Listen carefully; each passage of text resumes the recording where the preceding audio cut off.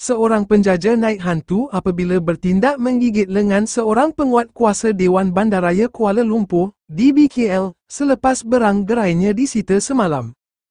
Peniaga itu dipercayai bertindak demikian selepas gagal menunjukkan lesen perniagaan apabila diminta anggota itu ketika menjalankan operasi di sekitar ibu negara.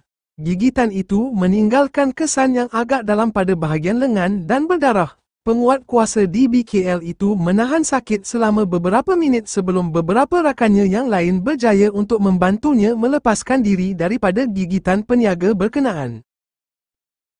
Halang dia. Halang dia.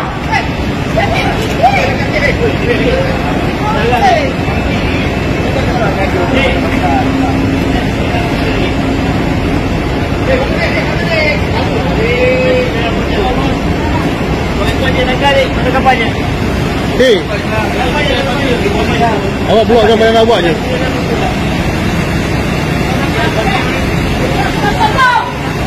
Kan lagi dulu.